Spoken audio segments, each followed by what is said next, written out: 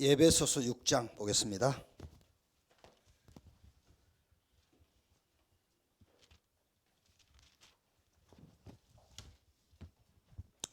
6장 18절입니다.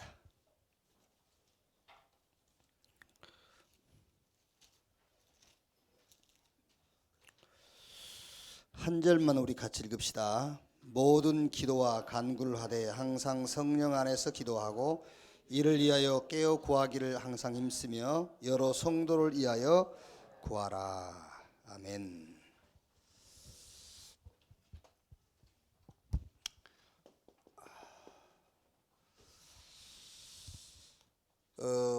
바울이 디모데에게 한 말입니다. 너는 배우고 확신한 일에 거하라 그랬어요. 그 전에 무슨 얘기를 했냐면은 마지막 때에 영육간에 어마어마한 일들이 생길 것이다. 그러면서 너는 배우고 확신한 일에 거해라. 여러분들은 지금 나는 전도자다. 여기에 확신을 해야 돼요. 그래야 모든 불신앙 다 무너져요. 그렇죠? 나는 전도자다. 예를 들어서 여러분이 확신하기를 나는 아버지다. 그래 보세요. 그러면 불신앙 살살 돌아요. 아버지 노릇 못하거든. 그렇지 않습니까?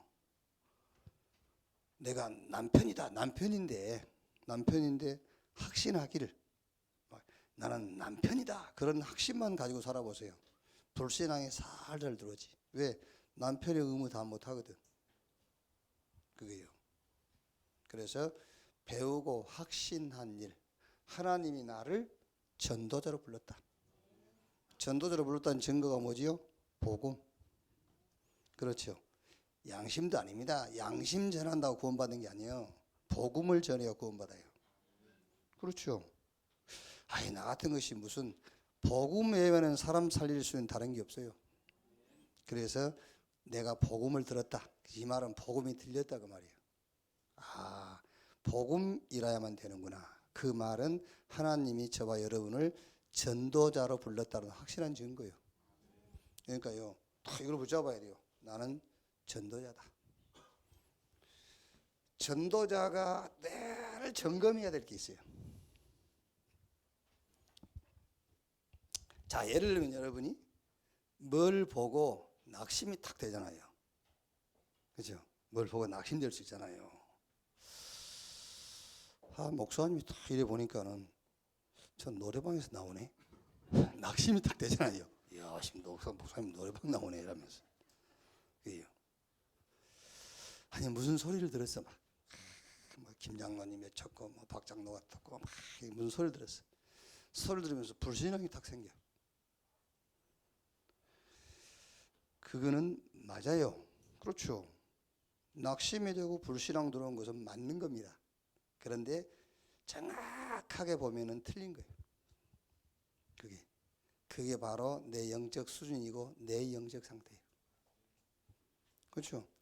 아니 쉽게 얘기를 하면은 내가 돈이 한 1,000억 갖고 있어. 근데 한 500억 필요해. 전혀 낙심 안 되잖아요.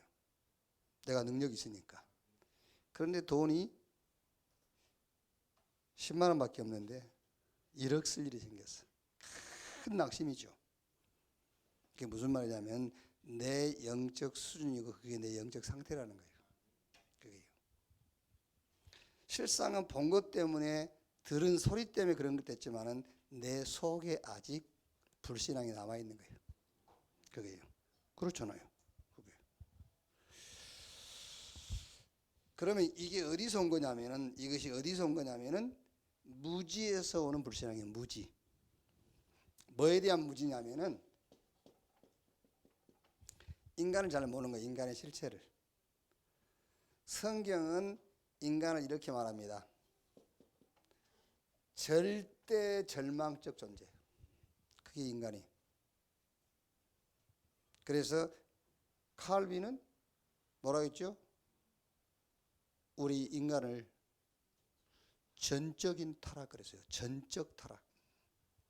이제 조영기 목사님 같은 분들은 조금 단어를 바꿔서 얘기했죠. 삼중 타락. 영혼 육이 다 타락했다. 어떤 것으로도 회복할 수 없는 상태가 됐다 그 말이에요. 절대적인 타락 이렇게 해요. 그러니까 성경 누가복음 18장 9절에서 13절 여기 보면은 바리새인과 세리가 기도하는 내용 나오잖아요. 바리새인이 뭐라고 기도합니까? 이렇게 기도해요. 하나님이여, 나는 다른 사람들 곧 토색, 불이 간음하는 자들과 같지 아니하고 이 세리와 같지 아니함을 감사나이다 그랬죠. 그 전에 세리보다 낫다 그 말이죠. 이게 지금 영적인 무지에서 오는 불신앙이에요. 인간의 실체를 모르는 거예요. 영혼 육이 다 타락했는데 뭐 아무것도 쓸 수가 없어요. 마음도 양심도 쓸 수가 없어요. 인간은 그 하나님 앞에서는 쓸데가 없는 거예요. 그게요. 이게 성경에 읽지 않습니까? 인간의 의는 헛누더기 하나님 앞에 거지라 거지. 근데 지금 이 바리새인이 그걸 모르는 겁니다. 무지. 인간의 실체를 모르는 무지. 그런데 세리는 뭐라 하죠? 세리는 12절에 가슴을 치며 그랬어요. 가슴을 치며 기도도 못해. 하나님이여 나를 불쌍히 여기소서 그랬어요. 그것밖에 할 말이 없어. 그래서 13절에 누가 하나님 앞에 의롭다움을 받고 돌아갔겠느냐. 세리가 그랬다는 거예요. 여기에요.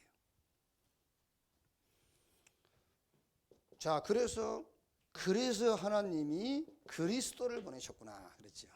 그러니까 우리가 은혜 받았다 했을 때는 하나님의 은혜는 그리스도가 은혜예요. 그게 우리가 예배 드리면서 야 오늘 은혜 받았다 그 말은 그리스도가 깨달아졌다 그 말이에요.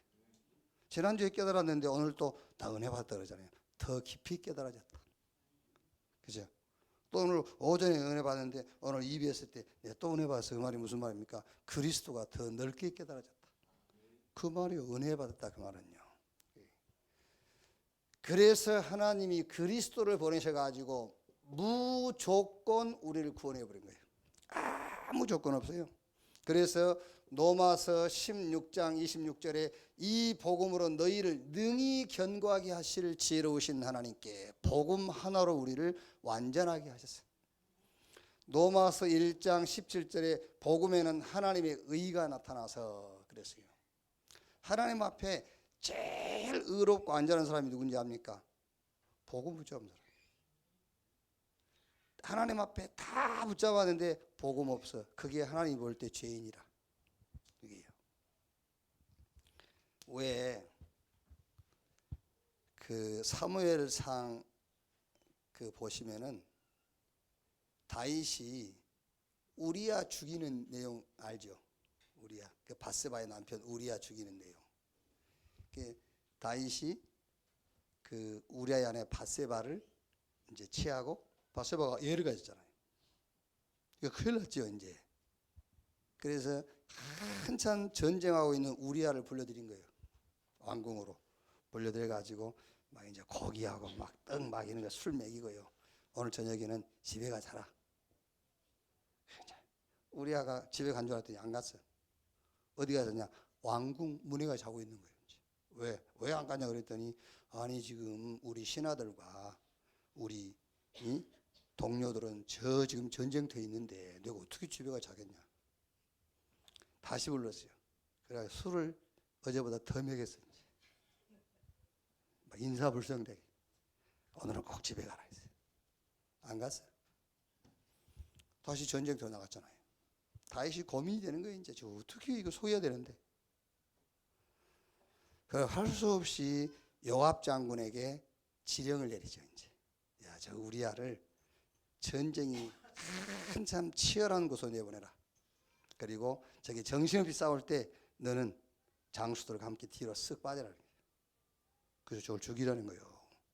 그 죽었잖아요. 이제 나는 더 잔인한 말이 우리아가 죽었다는 소식을 듣고 다윗이 뭐라 하냐면은 그거 안 됐다 참 이래야 되는데 뭐라 합니까? 잠언을 얘기하잖아요. 잠언. 그 잠언 내용이 뭐냐면 거기 성경에 보니까 칼은 아군도 죽이고 적군도 죽이는 것이다. 이렇게 잠언을 하고 있어요. 이게 전쟁에 나갔는데 아군도 죽을 수 있고 적군도 죽을 수 있지 않겠냐. 이렇게 이제 얘기를 하는 거예요. 그게요. 자, 그럼 여러분 여기서 볼 때에 하나님이 누구를 나쁜 놈으로 보겠죠? 당연하게 다윗 그 안전은 못되고 나쁜 놈이지. 그런데 하나님은 그 상황을 우리아를 죽게 만들고 우리아의 아내 바세바는 다윗이 이제 공식적으로 취하게 만들고 거기서 솔로몬이 출생하고 그렇죠.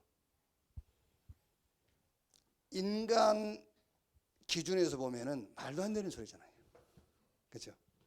인간의 윤리와 도덕으로 보면 그게 말이 됩니까? 그게 말이 안 되는 소리지. 그런데 하나님이 보실 때는 인간이 이렇게 돼 있어요. 전적 타락. 아무리 우리아가 다윗에게 충성하고 국가에 헌신하고 양심적으로 살았을지라도 인간은 이래 돼 있어요. 절대 절망, 전적 부패. 그 전적으로 부패한 인간이 복음, 언약, 그리스도 붙잡지 못하면 어떤 것도 하나님 보실 때는 죽음이요 사망이요. 그래서 하나님이 그리스도를 보내시고 무조건입니다. 아무 조건 없이 건진 거예요. 자, 그러면 이제 답이 하나 나오죠. 무슨 답이 나옵니까? 아, 그래. 이게 문제구나. 답이 나오죠. 각인. 아, 내가 본 것이 문제가 아니고 내가 무슨 소리를 들은 것이 문제가 아니라 각인, 이게 문제구나. 그렇지. 뿌리가 문제고 체질이 문제구나. 이 답이 나오잖아요. 그렇다면은 각인과 뿌리와 체질을 바꾸는 것이 다다. 이 답이 나와요. 이게요. 그러니까 뭐든지 이걸 찾아야 돼요. 원인을 찾아야 되잖아요. 제가 얘기 안 했습니까? 뭐 애들만 치과가 두려운 게 아니라 어른도 치과가 겁이 나더만. 이게 차라리 어디 수술해 버리고 말지, 어디 째고 꼬매 버리고 말지. 이빨 이거 아주 치과에 가려면 불안하다니까요. 그리고 또 좀 잘하는 사람한테 가면 괜찮은데 막 이야 막 어디 한번 갔더니 막 그 치료받고 나면 아구가 일주일 아파. 이거를 얼마나 막 이렇게 틀고 막 그러는지 그게요. 그리고 어떤 사람 또 막 손에 담배 냄새 나는데 그 담배 냄새를 손을 집어넣고 막 두 번 다시 안 가요. 그러는요. 아니 담배 피우는 거야 좋지. 근데 냄새는 안 나게 해야지. 그게 쑥으로 문지르고 하든지. 그런데 저 청주에 이용희 장로님 하는 거 치과 있어요. 거기 잘한다고 해서 가봤거든요. 그때 역시 전혀 부담 없이 해요. 아프지도 않게 어떻게 그렇게 아프지 않게 치료를 하는지요? 최근에 이제 이게 이제 이빨이 좀 셔서 이제 갔어요. 그럼 다른 데 가면은 열 군데 가면 10군데 다 신경치료 하거든요. 이빨 시다하면. 근데 신경치료를 안 하고 이래 이빨을 보더니 아, 좀 교정 좀 해야 되겠다 하더라고. 그러더니 뭐 이렇게 갈고 해요. 그러더니 괜찮다더라고. 괜찮아요. 안 쉬어. 이게 무슨 말이냐면은 설명을 해주더라고. 이빨이 안 부딪힐 부분끼리 부딪히면은 계속 부딪히면 그게 닳아가지고 시래요. 그래서 거기에 부딪히지 않도록 이렇게 갈아주고 이렇게 교정을 해주는 거야. 그게요. 그러니까 원인을 모르니까요. 무조건 막 신경치료 한다고 막 주사 놓고 막 이렇게. 우리 신앙생활의 문제는 또 다른 것이 특별한 사람이 있을 수 있겠습니다만은 이겁니다. 각인이 문제, 뿌리가 문제고 체질이 문제다. 그래서 뭘 점검할 것이냐? 무엇으로 각인되어 있고 무엇이 뿌리가 되어 있으며 뭘로 체질되어 있는가를 전도자는 점검해라. 거기 첫째로 그리스도. 정말 그리스도 내가 각인되어 있는지. 그 말이 무슨 말이죠? 그리스도로 각인됐다 그 말은 그리스도가 답이 되어 있느냐 그 말이에요. 그리스도가 답이 맞냐? 그게. 자, 얼른 여러분 예를 들어서 사람이 누구나 다 자기 목표가 있고 꿈이 있고 뭔가 좀 환경이 자기가 원하는 대로 바뀌면 좋잖아요. 그러면 그 환경이 내가 원하는 대로 바뀐다 한들 그 환경이 답이 되냐고요. 그건 답이 아니죠. 답은 그리스도가 답이란 말이에요. 그래서 그리스도로 각인이 돼 있냐 그 말은 정말로 그리스도가 인생의 답이냐. 자, 그렇다면은 당연하게 천명 그리스도를 말하게 돼 있어요. 그래서 바울이 고린도전서 2장 2절에 예수 그리스도와 그가 십자가에 못 박힌 것 외에는 내가 알지 않기로 했다 그랬죠. 왜? 다른 것은 지식이지만은 인생 문제를 해결할 수 있는 참 지식이 아니기 때문에. 자, 정말로 그리스도가 답이라면 이걸 일심하게 되잖아요. 그리스도가 답이니까 일심. 다른 것으로는 절대로 사단, 죄, 지옥, 저주, 영적인 문제 해결할 수 없어요. 그래서 유일성 그 말이에요. 이걸 보고 우리는 24시라고 해요. 이걸 여러분 다른 말로 또 표현하자면 이걸 보고 예배라고 합니다. 사실은요. 예배. 그래서 예배 한번, 예배가 뭔지 이해하고 예배 한번 드리면 끝이에요. 우리가 예배한다 했을 때요. 아무나 예배합니까 우리가? 할아버지를 예배합니까? 대통령을 예배합니까? 하나님만 예배할 수 있잖아요. 왜? 내 인생의 답이 되신 그분. 그래서 그분을 말할 수밖에 없고, 그래서 답이라면 일심이죠. 다른 것으로는 해결 안 돼요. 유일성. 그래서 24시. 요거를 각인을 시켜야 되겠는데 각인시키는 방법이 뭐냐? 주로 아침 시간에 하면 돼요. 아침 시간에 말씀을 묵상하면 돼요. 그냥 말씀이에요. 성경 구절이 아니라 언약의 말씀. 말씀을 하나 깊이 묵상하는 거예요. 그걸 보고 시편 1편 1절에서 6절. 복 있는 사람은 악인 없게 죄인의 길 오만한 자의 자리에 앉지 아니하고 오직 여호와 율법을 주야로 묵상하는 자로다. 그렇죠. 그러니까 아침에 아까 유 목사님 얘기한 거지. 아침에 말씀 하나를 깊이 묵상해. 언약의 말씀. 그게 탁 각인되도록. 근데 여러분 우리가 신앙생활하면서 실수하는 게 하나가 뭐냐면은 몇 번 해보려고 만 거예요. 몇 번 하고 말아. 어제 왜 그 덕유산에서 16년 약초 재배하고 사는 그 TV 한번 나오더라고요. 이제 그분이 하는 말입니다. 자기 덕유산에 들어간 지가 16년 됐대요. 61살이는데 16년 됐는데 산에 들어가서 이 약초 공부를 하다 보니까는 다 약이 돼. 그러면서 이제 그날 이렇게 채창이 뭐냐면은 뽕나무, 산뽕나무, 가시오가피 뭐 이런 거 이제 막 둘이요 하늘사고 김호고 하늘산과 둘이 막 너무 귀한 약재라면서 우리는 가시오가피 보면 팔로 차고 그러잖아요. 근데 둘이서 막 뭘 금을 다루듯이요. 그리고 산뽕나무 우리가 뭐 보면은 뭐 별스럽게 봅니까? 그냥 나소로 탁 쳐버리고 말고 그러지. 근데 막 이거는 막 보물 다루듯이 싹 배워가지고 이렇게 품고 내놓더라고요. 이게 진짜 좋은 거라면서. 근데 너무너무 좋은 건데 사람들이 조금 먹고만 돼요. 이거를 한 5년 정도만 먹어버리면은 요 약초가 그 모든 병에 효과가 있다는 그 모든 병은 다 나아버린대. 근데 조금 하다만 돼요. 여기. 특히 우리 렘넌트들이 아침에 일어나서 학교 가기 전에 수업 공부하기 전에 하나님의 말씀, 언약의 말씀을 다 묵상하고요.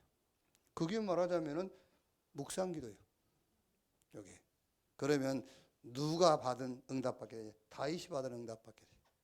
이렇게 해서 복음으로 각인시켜라. 복음으로 각인을 바꾸라. 그러니까 이게 한두 번 하면 안 된다니까요. 계속 복음이 딱 각인돼 버려야 돼. 두 번째 뭐죠? 하나님의 나라. 그렇죠? 하나님의 나라. 자, 답을 얻었으니까 여기서 이제 뭐를 우리가 찾아내게 되죠? 미션.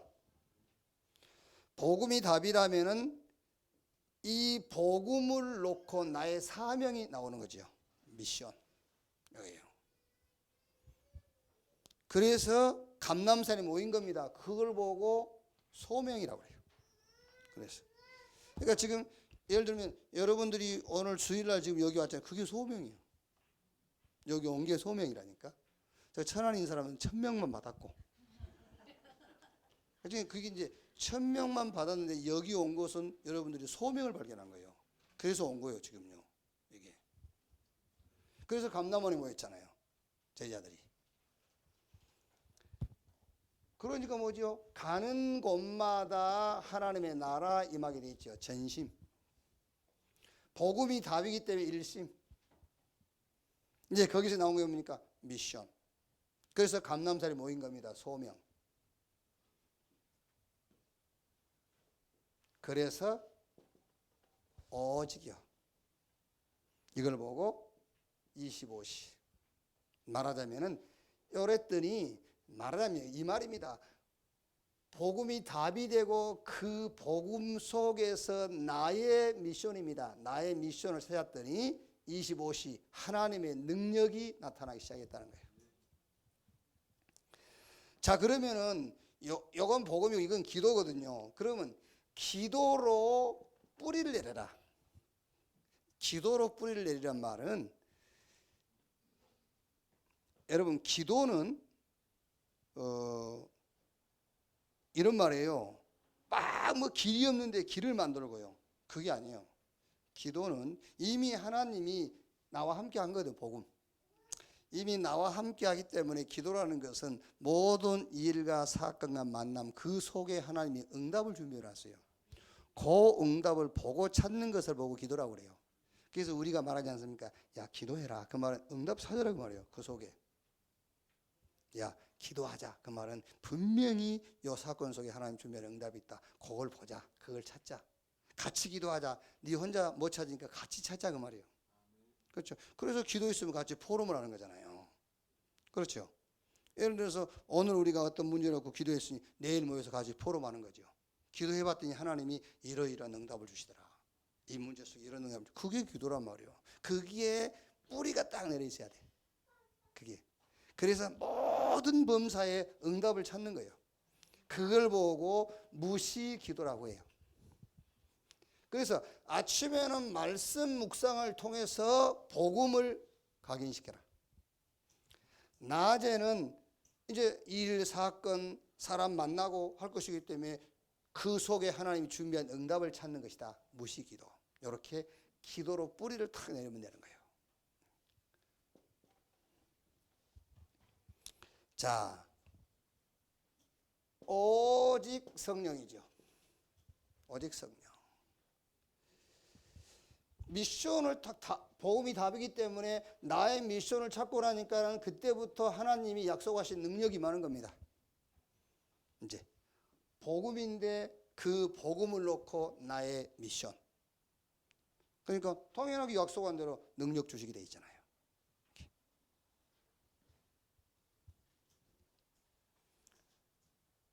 천명, 소명, 요게 이제 오직 사명이 되는 거예요. 사명. 그리고 이제 다 끝났으니까 일심, 전심, 뭐요? 지속. 그랬더니 무슨 일이 벌어졌죠? 재창조의 역사가 일어났어요.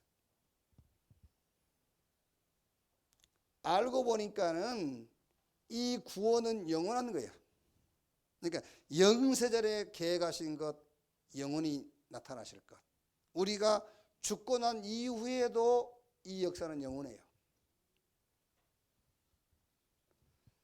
자, 이거는 복음이고 이거는 기도요, 이거는 전도라고 한다면은 복음이 각인되도록 하는 방법이 뭐냐?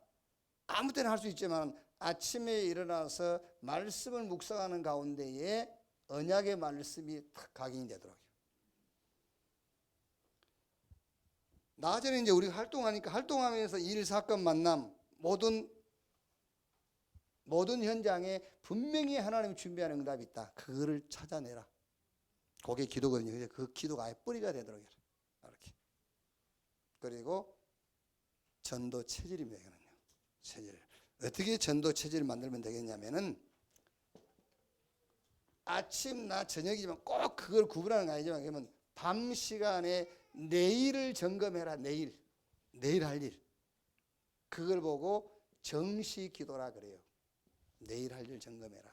내일 하나님이 내게 주신 응답이 있어요. 내일 스케줄. 그걸 점검하는 가운데 아까 얘기한 것처럼 점검하는 중에 내가 이 사람에게 무슨 말을 해야 될지, 아니면 이 사람에게 뭘 도와줘야 될지, 그게 전도예요. 그러는 사이에 체질이 딱 돼버려. 이렇게 전도 체질. 자, 우리는 확신해야 됩니다, 여러분. 나는 전도자다. 이렇게요. 증거가 뭐냐? 복음이 들렸어. 하나님이 사람 살린 복음을 주었어. 그래서 나는 전도자다. 이 확신을 딱 가지고 전도자의 점검, 각인, 뿌리, 체질, 이렇게 복음, 기도, 전도, 이거를 늘 점검해야 돼요. 자, 결론. 누구나 여기에 있어요. 장점.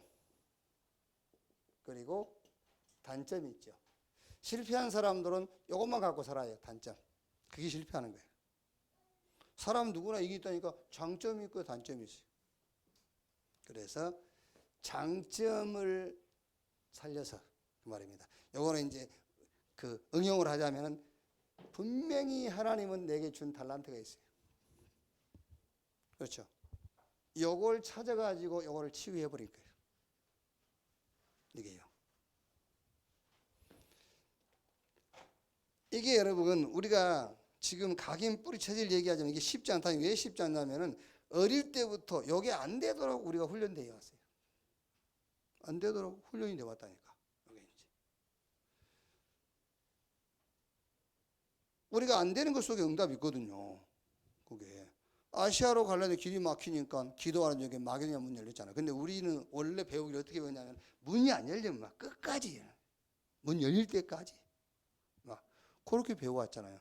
그러니까 기도가 뿌리 내리지 않게 돼 있어요. 뭐가 뿌리 내리게 돼 있죠? 막 할 수 있다. 오기 막 이런 게 뿌리 내리게 돼 있다니까요. 그러니까 얘들이 어릴 때부터 그걸 배우는 거예요. 여기요. 이번에 대학 떨어졌다. 재수.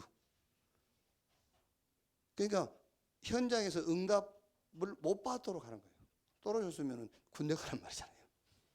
아, 그래도 군대 가란 말이구나. 군대 갔다 오자. 이래야 되거든요. 재수. 또 점수 안 나와. 삼수. 이래갖고 망치는 거예요. 이제. 거의.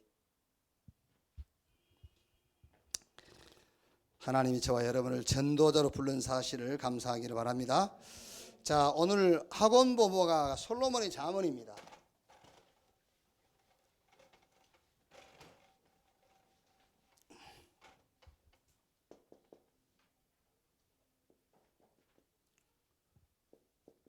잠언 22장 6절이죠.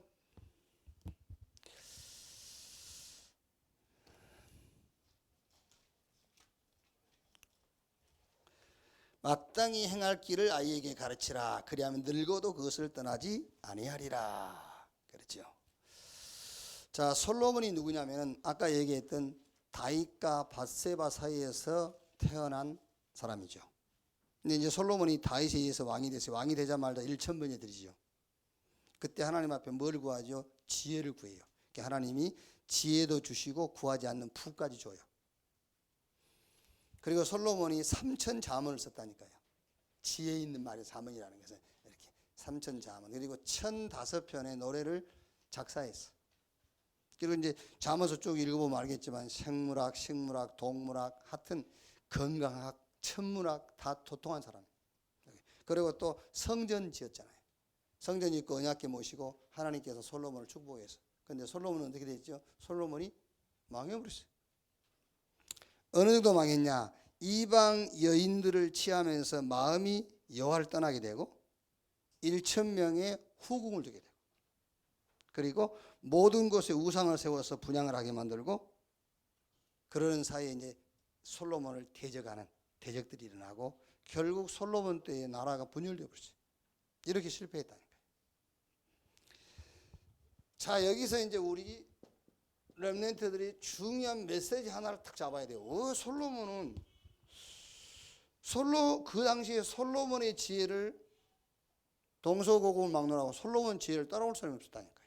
그리고 어마어마한 일을 하고 어마어마한 응답한 사람인데 어떻게 그렇게 무너졌을까? 그게 자, 무슨 말이냐면은 지혜, 부, 삼천, 잠언, 1005편의 노래 작사하고 모든 학문을 다 그 학문에 능하고 또 교회당 지어가지고 하나님 앞에 바쳤어. 그래도 그거 가지고는 영적인 문제 해결 못하는 거예요. 그걸 가지고는 절대로 영적 존재 요구를 못 이겨요. 그러니까 솔로몬이 이걸 놓친 거예요. 그러니까 영적 사실을 놓치니까 결국 당해버려요. 눈에 안 보이는 사단, 이게 인간을 멸망에 빠뜨리고요. 이게 저주와 재앙을 가져다 주는 거예요. 그 지금 이제 저 파리에서 테러로 127명 죽었잖아. IS 단체가. 그게 사람이 한 게 아니에요. 어떻게 사람이 그런 짓을 하겠어요? 우리가 막 이래 보면 막 그러지 않습니까? 저기 인간이냐 짐승이지. 맞습니다. 그 인간이 한 게 아니라 짐승이 한 거예요. 짐승. 그게 사단이 하는 짓이란 말이에요. 그게요. 그걸 모르는 거예요. 눈에 안 보이니까 없다고 생각하는 거예요. 그게. 그러니까 그 흑암 세력, 요 사단의 세력, 첫사람 아담과 하와를 꺾고요. 계속 인간을 멸망에 빠뜨리는, 하나님 모르게 만드는 그 흑암 세력은 삼천 잠언을 가지고도 못 이겨요. 아무리 학문이 뛰어난 그것 가지고도 이길 수가 없어요. 오직 하나님의 유일한 방법 그리스도로만 이기는 거예요. 이걸 모르는 겁니다. 솔로몬이요. 이게 자, 여러분 1000명 만나면은 1000가지 얘기하겠지요. 그런데 하나님은 하나만 말씀해요. 뭘 얘기하죠? 하나님이 우리와 함께 하겠다. 그 말이 임마누엘인데 요 말이 그리스도라는 말이에요. 그리스도를 통해서만 하나님 우리와 함께 할 수 있어요.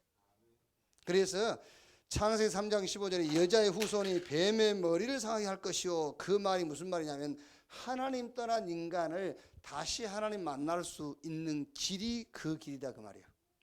메시아 보내겠다. 그 메시아가 와서 하나님과 인간 사이에 끊어진 길을 연결할 것이다. 그래서 예수님께서 내가 곧 길이요 진리요 생명이니 나로 말미암지 않고는 아버지께로 올 자가 없다 그랬잖아요. 그래서 여러분이 우리가요 막 이 말 듣고 저 말 그 말 들을 거 없어요. 하나님이 볼지어다 세상 끝날까지 내가 너희와 항상 함께 있으리라. 그리스도가 하나님 만나는 유일한 길이다. 이거를 딱 붙잡고 있으면 돼요. 그래서 요 지금 이번 학원 복음 메시지 우리 렘넌트가 꼭 점검하도록 뭘 점검하느냐? 정말로 복음이 내게 답이 되느냐? 이것만 점검하면 돼요. 복음이 내게 답이 되느냐? 근데 사실 우리 이제 지금 제일 지금 이제 엄마들이 지금 아주 애타는 렘넌트들 있잖아요. 막 지금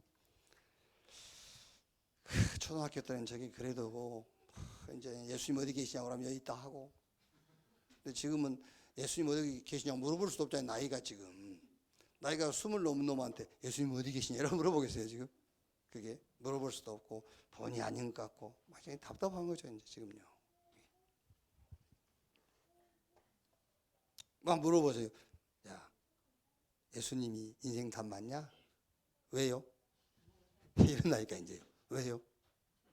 그럼 뭐라 할 겁니까? 이제 꼭 그것만 확인하면 돼요. 정말로 복음이 인생의 답인지. 조금 요 답이 낫다. 그럼 돼요. 요 답만 나면은. 그래서 오늘은 이제 지금 자꾸 생각한 게요. 전도를 막 입 벌려 그래갖고 막 예수가 그리스도야 막 이 쳐넣어가지고는 되지가 않더라고. 이게 이제 막 몇 달 후에 아니면 내일 이렇게 가실 노인들은 돼요. 노인들은 막 억지로 막 영접시키고 예수님 어디 계시냐면 뱃속에 있다 하고 막 이러면 되거든요.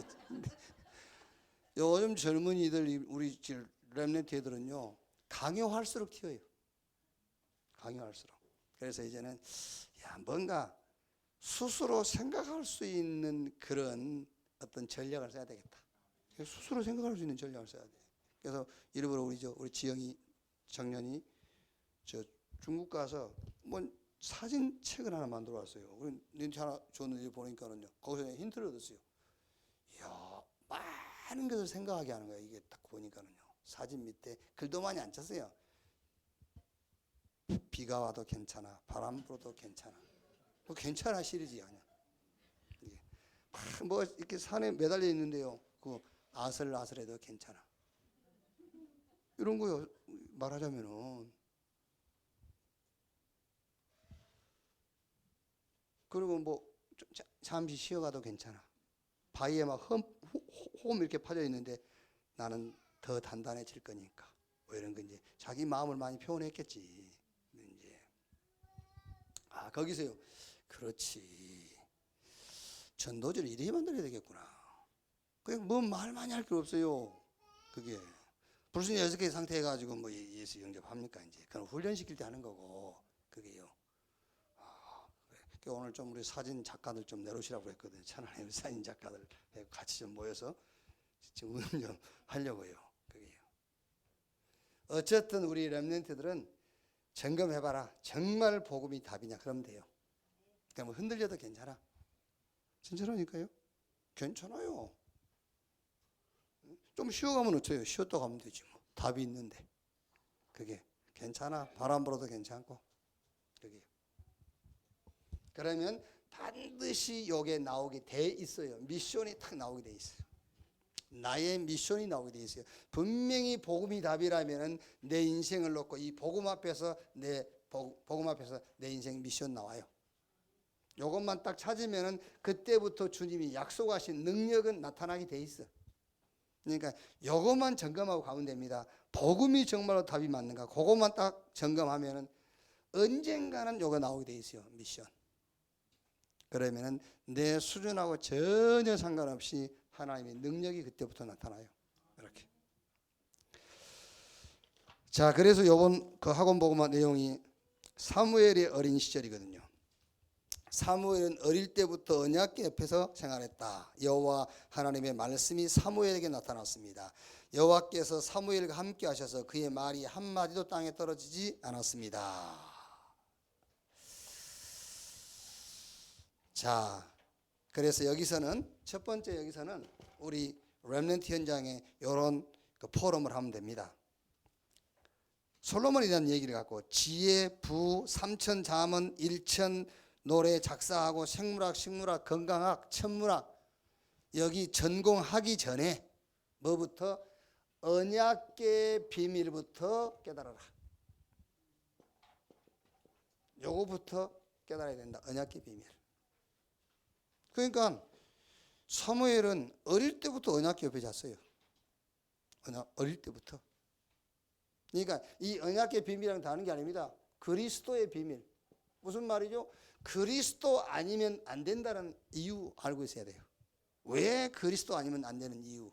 아까 얘기했지 않습니까? 눈에 보이지 않는 영적인 세력, 요 사단의 세력은 어떤 것으로도 꺾을 수 없어요.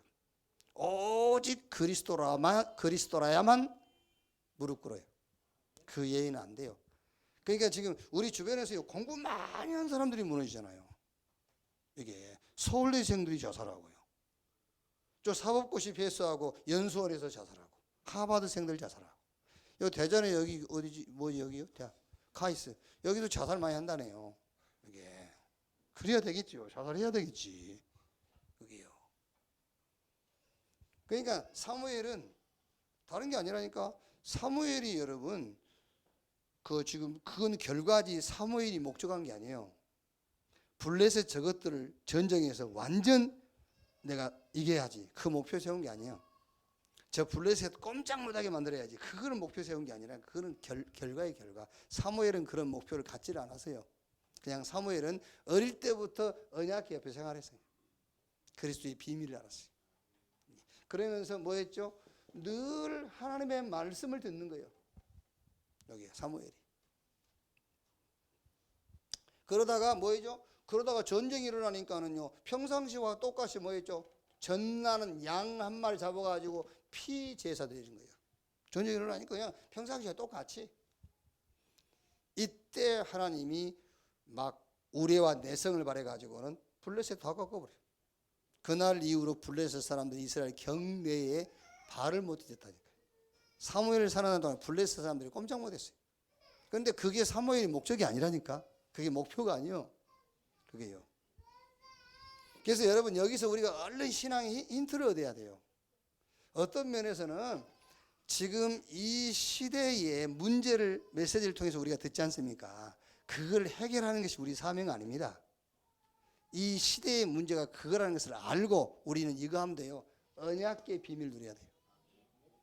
우리는 늘 하나님의 말씀을 통해서 힘을 얻어야 돼요. 문제 생겼다. 양 잡아서 피 주사 드린 것처럼 또 복음을 잡아야 돼. 그러고 있는 중에 우리 현장, 우리 시대 문제가 해결되는 거예요. 그건 결과지. 결과지. 그거를 해결하기 위해서 우리가 목표를 설정하거나 그건 아니잖아요. 그게요. 그래서 요 첫 번째 내지에서는 그거를 전달하면 됩니다. 성공하기 전에 뭐부터? 언약궤의 비밀부터. 그리스도가 아니면 안 되는 이유부터 발견해라. 이거를 전달하는 미스바 운동을 한 거예요. 사무엘이. 거기서 다윗 같은 제자가 세워졌어요. 이렇게. 자, 그리고 두 번째, 다윗의 어린 시절이지요. 목동 시절을 보내며 믿음과 실력을 키웠습니다. 사무엘을 통해 왕이 될 것이라는 언약을 받았습니다. 사울 왕에게 임했던 악신이 떠나갈 정도로 영적인 힘 있는 찬양을 했습니다. 여호와 하나님과 이스라엘을 모욕하고 골리앗과의 싸움에서 승리했습니다. 자, 어린 시절에 양을 지키면서 믿음과 실력을 키웠던 다윗에게 사무엘이 뭘 줬죠? 사무엘이 미션을 준 겁니다. 너는 왕이 될 거다. 왕이 될 거다. 이 왕이 될 거. 사울도 왕인데 다윗이 왕이, 그 왕을 말하는 게 아니에요. 그러니까 언약을 놓고 나의 미션을 찾게 해준 거예요. 그게요. 그러니까 아까 우리가 말한 복음이 답이 딱 되어 있으면 언젠가 복음을 놓고 나의 미션이 보여요. 그래서 사무엘이 다윗에게 이 하나님의 언약을 놓고 다윗의 미션을 말해주는 겁니다. 너는 왕이 된다는 거예요. 뭘 놓고? 하나님의 언약을 놓고요. 이렇게. 그러니까 성경 뭐라고 그랬습니까? 사무엘상 16장 13절에 이 날 이후라고 말했잖아요. 하나님의 오실 메시아 그 언약을 놓고 다윗이 자기 미션을 사무엘을 통해서 미션을 찾는 그날 이후 뭐라 했죠? 여호와의 신이 여호와의 영이 그에게 크게 감동하니라 그랬죠. 이렇게 미션을 딱 받는 그날 이후로 뭐가요? 성령의 능력이 다윗에게 역사했단 말이에요. 자, 어느 정도죠? 다윗이 수금을 키우면서 찬양을 하는데 사울 왕이 붙었더니 악신이 떠나가 버린 거예요. 그게요. 자, 여기서 우리 렘넌트와 나를 그 포럼이 뭐죠? 훌륭한 왕도 있고 성공한 사람도 많이 있다. 그렇죠? 왕도 많이 있고 훌륭한 사람도 많이 있다. 그러나 영적 사실을 아는 사람이 없어. 영적 사실을 아는 왕, 이 영적 사실을 아는 성공자가 없다. 다윗이 그걸 안 겁니다. 그래서 골리앗과 싸울 때에도 다윗이 이 싸움이 영적인 싸움이라는 걸 알았어요. 그래서 골리앗 앞에 서서 너는 칼과 창과 단창 가지고 나오지만 나는 네가 모욕하는 만군의 여호와의 이름으로 간다. 칼과 하고 싸울 거 하면 골리앗이 이기지요. 영적 싸움이라 이게요. 그래서 사무엘상 16장 23절에도 수금 켜고 찬양하니까 악신 떠나가고요. 뭘 아니까는요? 영적인 싸움인 것을 아니까 하는 거예요. 이게. 그래서 시편 1편 1절에서 2절에도 악인에게 죄인의 길 오만한 자의 자리에 앉지 아니하고 왜? 영적인 싸움을 알기 때문에 여호와 율법을 주야로 묵상하는 자로다. 여러분 이게 지금 우리가 훈련이 안 돼서 그렇지요. 뭐 막 복잡한 일이 있을 때요. 막 그걸 해결을 하지 말고 메시지 들으세요. 그냥 이게 정전됐다. 성경 읽으세요. 하나님 말씀 읽으라니까요. 그게 영적 싸움이라는 거예요. 이렇게 다 알고 훌륭한 사람 많은데 영적인 것만 모르는 거예요. 이렇게. 자, 그 다음에 세 번째가 뭐죠? 잠언 솔로몬의 교훈 그랬죠. 마땅히 행할 길을 아이에게 가르치라. 그리하면 늙어도 그것을 떠나지 아니하리라. 무슨 말입니까? 어릴 때에 각인 뿌리 체질을 바꿔라. 이렇게. 마땅히 행할 아이에게 가르치라. 그리하면 늙어도 그것을 떠나지 아니하리라. 그러면은 늙어서도 괜찮아. 늙어서까지 이 각인 뿌리 체질을 어릴 때 딱 바꿔놓으면은요. 그래서 어떻게 바꿀 것이냐? 그건 아까 얘기한 것처럼 아침에는 말씀 묵상, 낮에는 무시기도. 그게 뭐지요? 범사에 하나님 준비한 응답을 찾아내는 거예요. 저녁에는 정시기도. 뭐예요? 내일 일을 점검해라 말이에요. 그게 내일을 점검한단 말이 하나님이 내일 내게 주실 응답을 정리하는 거예요. 이제 그게 전도요. 이렇게 아침, 낮, 저녁 이걸 가지고 각인 뿌리 체질을 바꿔라. 얼마 하면 되느냐? 한 5년만 하면 돼. 한 5년만. 그러면은 평생 가. 자, 오늘 2부 예배는 헌금에 대한 얘기예요.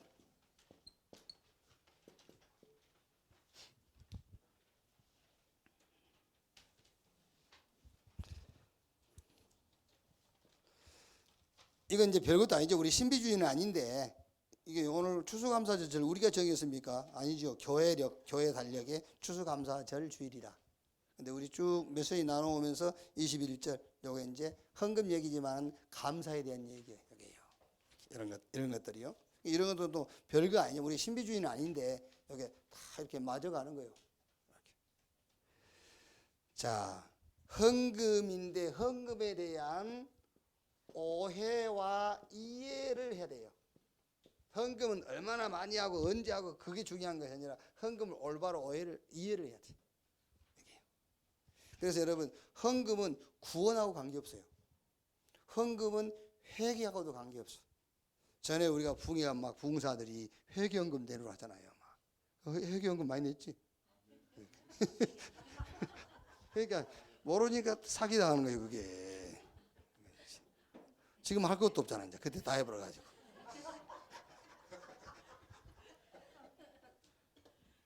그러니까 그 헌금은 회개로 하는 게 아니야. 아니, 회개는 헌금으로 하는 게 아니고 회개는 예수 믿는 거예요. 예수 그리스도 붙잡아야만 회개가 되는 거예요. 어떤 것으로도 회개가 안 돼요. 그 반성이지. 그게요. 막 제 고백했죠. 그거는 고백이지 회개가 아니에요. 그렇죠? 밥 먹으면 밥값 계산을 해야지. 쭉 음식 먹은 것만 쭉 먹는 것만 뽑아갖고 들고 있다고 그게 계산이 아니거든. 그걸 계산해 버려야 돼요. 예. 그리스도 붙잡는 순간 계산이 되는 거예요. 계산이 끝난다니까. 같이 밥 먹으러 갔다가요. 얘는 돈 없어. 그러면 누가 밥 계산하고 그럼 따로 나가면 되잖아요. 그걸 보고 회개라고 그러는 거예요. 계산해버린 걸 보고 회개라. 그리스도께서 다 계산했어요. 그래서 계산하신 주님 붙잡는 것을 보고 참된 회개다. 그러니까 헌금과 구원과 회개하고는 관계없어요. 헌금은 뭐냐? 예수 믿고 구원받은 하나님의 자녀의 신앙생활이에요. 그게. 그래서 오늘 본문 성경도 예수님의 사상도 헌금하는 사상이에요. 예수님이 헌금하는 것이 우리 신앙과 관계없으면 둘 다 하지 말라 했을 거 아니에요. 그런데 헌금에 대해서 예수님이 인정했어요. 이게 헌금은 우리 신앙생활이다. 이게 헌금하는 것이요. 자, 그러면 헌금을 언제 얼마나 어떻게 드리면 되느냐? 자, 첫째로 헌금을 오해한 사람들이 있어요. 헌금을 오해하면은 헌금하고도 실패해요. 헌금을 올바로 이해를 못하면요. 거기에 세 사람만 예를 들면 가인입니다. 가인이 땅의 소산을 가지고 하나님께 나갔잖아요. 그런데 하나님이 가인의 예배와 예물을 안 받았어요. 가인이 뭐라고 하죠? 왜 나는 응답 안 하냐는 거예요. 가인이. 그게요. 무슨 말이죠? 지금 가인은 하나님 앞에 드릴 때 어떤 계산을 가지고 드린 거죠? 영업적인 거죠. 영업적인 계산을 가지고 헌금을 드린 거예요. 이게 막 어느 정도 오해를 했냐면요, 동생을 때려 죽일 정도로, 이 정도로 오해한 거예요. 이게 헌금은 말하자면은 그 하나님 앞에 우리가 뭔가 이게 투자하는 게 아니에요. 뭘 투자하는 게 아니에요. 헌금은, 모든 헌금은 감사함으로 하는 거예요. 감사함으로. 하나님의 구원의 은혜를 감사해서. 은혜 주신 것을 감사해서. 그러는데 지금 가인은 헌금에 대해서 어마어마한 오해를 했어요. 이게 헌금이라는 게 뭔가 막 이렇게 투자를 하는 것이고, 헌금이라는 것이 뭐가 이렇게 자본주의에서 배운 것처럼요, 막 뭔가 막 30배, 60배, 100배 이런 생각한 거예요. 그게 아니요. 헌금은 다 하나님 거잖아요. 하나님이 주신 것을 가지고 우리가 하나님 앞에 감사하는 거지. 자, 그리고 아까 우리가 얘기했던 누구죠? 누가복음 18장 9절에서 12절 바리새인. 바리새인도 헌금을 오해한 겁니다. 어떻게 오해했냐면은, 바리새인이 드린 헌금은 뭔가 이런 제도, 이렇게 헌금 제도예요, 제도. 헌금 제도. 아니면은 뭔가 그냥 의무라. 이게 의무는 감사함이 없어요. 여러분 세금 낼 때 감사하면서 냅니까? 세금이 얘는 많이 나왔어 이러면서 투덜대면서 하지. 그게요, 어떤 종교적인 제도와 의무 속에서 드린 거예요. 그러니 응답 못 받을 수밖에 없죠. 사도행전 5장 1절에서 11절, 아나니아와 삽비라 밭 팔아서 헌금하고 둘 같은 날 죽어버렸어요. 왜요? 왜 그렇죠? 아니 여러분, 사람이 그 헌금 1억 하려다가 그 앞에 와서 5천만 원 이렇게 빼고 5천만 원만 할 수 있죠. 그걸 누가 뭘 합니까? 그게 그 얘기를 한 게 아니라니까요. 어마어마한 동기를 가지고 뭔가 초대교회의 말에 뭔가 지금 자기를 나타내려고 하는 거예요. 여기에요. 지금 초대교회는 그런 교회가 아니라면, 이 초대교회는 지금 세계복음 해야 될 교회인데 자꾸 뭔가 자기 이름을 내려고 하는 그런 동기. 헌금은 그런 동기에서 하는 게 아니라니까요. 헌금을 오해했어요. 이게 오해. 자, 그러면 헌금을 우리가 어떻게 이해하면 되느냐면은, 자 보세요. 메시지 나와 있죠? 좀 보겠습니다.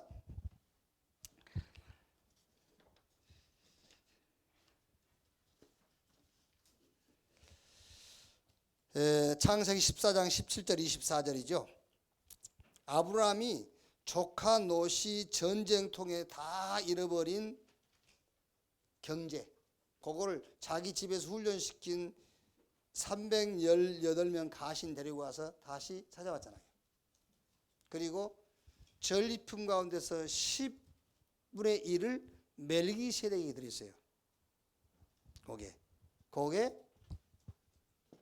11조 사상이 거기서 나온 거예요. 지금 이것은 무슨 얘기냐면요, 아무 이유 동기 없어요. 그냥 멜기세덱에게 10분의 1을 드린 거예요. 이걸 드리면 또 생길 것이다, 또 전쟁 나가서 이길 것이다, 그거 없어요. 그냥 드린 거예요. 그게요. 그게 헌금이에요. 그게요. 자, 출애굽 후 광야에서 성막을 만들 때 백성들이 헌금했죠. 요게 이제 성전 건축 헌금의 시작이에요. 이게 아무 목적 없어요. 그냥 광야길 가면서 성막 만들라니까는요, 헌금해서 성막 만든 거예요. 자, 가나안 땅에 들어가서 12지파가 땅을 분배하는데 11지파는 분배하고 한 지파, 레위 지파에게는 분깃을 안 줬죠. 왜? 성전 일해야 되니까. 그래서 11지파에게 레위 지파의 것을 나눠줬어요. 그게 이제 11지파가 대신 관리한 거죠. 그래서 레위 지파 것을 다시 가져와야 돼요. 거기에 11조의 의무가 됐어요. 이제 이게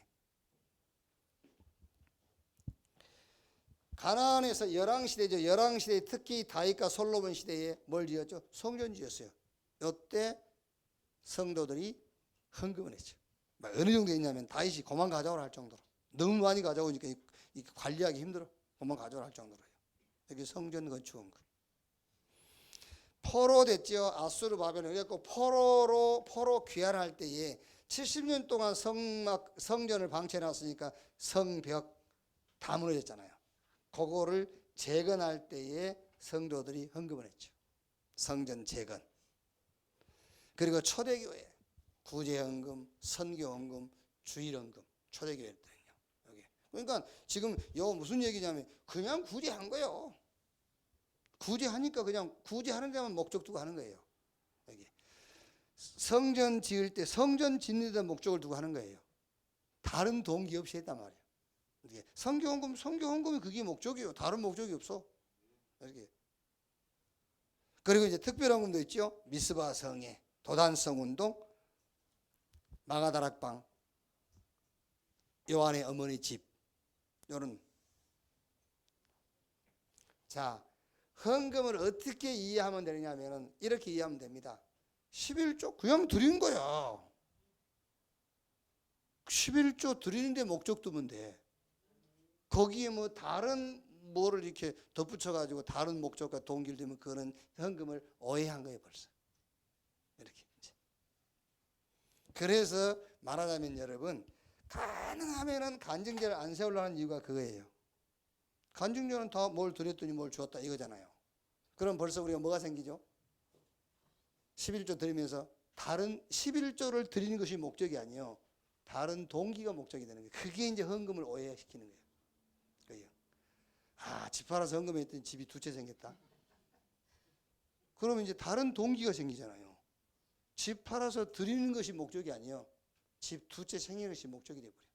그래서 헌금을 오해하게 하는 거죠. 그러면 헌금하고 이 꼴이 나는 거예요. 이제. 이렇게 이제. 헌금에 대한 오해, 이해. 이렇게.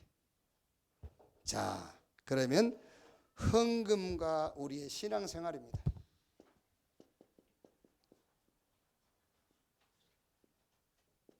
헌금과 우리의 신앙생활. 불신자가 경제를 가질 수 있죠. 불신자. 그리고 지금 우리 주변에 불신자들이 많은 경제 가지고 있잖아요. 어떻게 불신자가 많은 경제를 가질 수 있냐면은 마태복음 4장 1절로 11절에 예수님을 시험했죠. 마귀가 뭐라고 시험하죠? 내게 경배하고 내게 절해라. 그러면은 천하 만국과 그 영광을 네게 줄 것이다. 이게 마귀도 줄 수 있어요. 그게. 그리고 요한복음 16장 보니까 세상 임금 마귀 그랬잖아요. 이 세상 임금이 마귀이기 때문에 마귀가 줄 수도 있어요. 그게.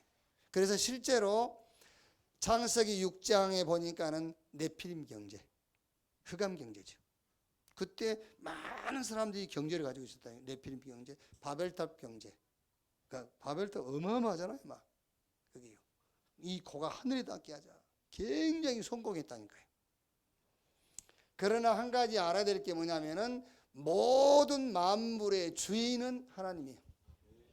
이걸 알고 있어요. 하나님이 천지와 그 가운데 모든 만물을 창조했어요. 역대상 29장 10절 14절에 높고 낮춤 이렇게 세우고 무너뜨리니까 전부 싹 하나님의 주권. 은도 내 것, 금도 내 것. 모든 만물의 주인은 하나님이다. 이렇게. 자, 그러면은 우리 신자가 회복해야 될 경제 그게 나오죠, 이제. 우리 신자가 어떤 경제를 회복해야 되겠죠? 빼앗겨버린 경제를 회복해라. 아브라함이 조카 롯이 빼앗겨버린 경제를 다시 찾아왔잖아요. 지금 쉽게 말하면 여러분 돈 될 만한 것은 불신자들이 다 차지하고 있어요. 그래서 경제를 우리가 빼앗겨버린 거예요. 그래서 우리 렘넌트들이 빨리 경제 공부를 해야 해요. 우리 렘넌트들이 저 성공자의 규모 이런 것들을 빨리 체질화시켜야 돼요. 왜? 그래야 지금 불신자한테 다 빼앗겨버린 경제 우리가 찾아온다니까요. 우리가 하는 일은 맨 불신자가 이제 안 하고 버린 거. 그거 쫓아다니는 거예요. 그게요. 그러니 뭐 돈 될 만한 거 불신자가 다 해버리지. 다 빼앗겼어. 그래서 빨리 신자가 경제 회복해라. 불신자에게 빼앗겨버린 경제 빨리 회복해라. 그리고 반드시 사도행전 11장 27절 30절에 전도와 선교를 위해서 하나님이 숨겨놓은 경제 있어요. 하나님이 선교를 위해서 숨겨놓은 경제, 요거 빨리 찾아라. 그래서 저 3단체를 능가할 수 있는 3기업에 응답받아야 돼요.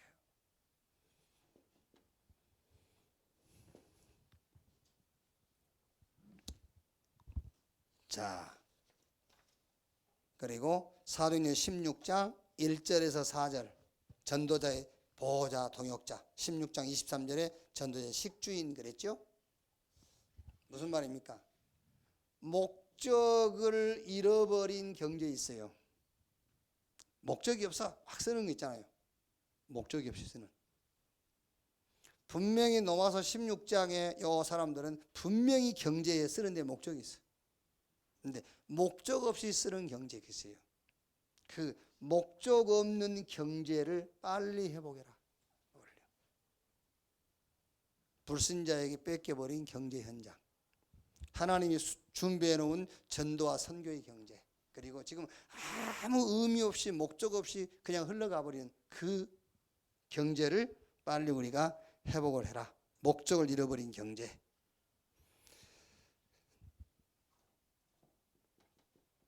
자, 성경적 헌금 생활을 어떻게 하면 되느냐? 이렇게 하면 돼요. 무조건 다른 이유 동기 없이 감사함으로. 다른 목적 두면 안 됩니다. 헌금하는 그 자체가 목적이 되도록. 다른 목적 두면 안 돼요. 요거 목적 두면 돼요. 헌금하는 그게 목적이요. 뭐 요거 했더니 뭐 그거 아니요. 하나님은 우리가 기대하는 것과 비교가 안 될 만큼 축복하시겠지만 그거는 하나님이 하실 일이고, 우리가 기대하고 목적한다고 되는 게 아니라고, 그거는 하나님이 하실 일이고 우리는 그냥 헌금 그 자체의 목적을 두고 하면 되는 거예요. 그게. 그리고 전도와 선교의 언약을 놓고 드려라. 그리고 네 번째는 흑암 경제에 무너지도록. 이렇게 성경적 헌금 신앙을 가지면 돼요. 자, 결론. 초대교회가 최소한도 4가지를 개혁했거든요. 초대교회 4가지 개혁했어요. 첫째가 뭐지요? 종교개혁. 그러니까 율법 종교를 초대교회는 완전 복음으로 개혁했어요. 혹시라도 여러분 우리 속에요 율법적인 요소가 남아있으면 철저하게 내버려야 돼요. 철저하게. 그래서 완전 복음으로 개혁해라. 초대교회는 기도를 개혁했어요. 이렇게 사실과 진실을 가지고 기도했거든요. 그 사실이 뭐죠? 이스라엘이 로마에 속국돼 있으니까 그거 해결하라는 거예요. 그런데 기도 개혁을 했어요. 그 사실을 놓고 기도하는 것이 아니라 영적인 사실. 그래서 사도행전 1장 14절에 전혀 오로지 기도에 힘쓰니라. 이때부터서 이런 일이 벌어지잖아요. 사도행전 12장 1절에서 25절 이렇게 막 이제 눈에 안 보이게 해요. 실제 영적인 힘이 나타나기 시작하는 거예요. 초대교회는 전도를 개혁했어요. 안식일 날만 모이는 교회를 매일 모이는 교회로, 현장 교회로 개혁했어요. 이렇게. 그리고 초대교회는 헌금 개혁했어요.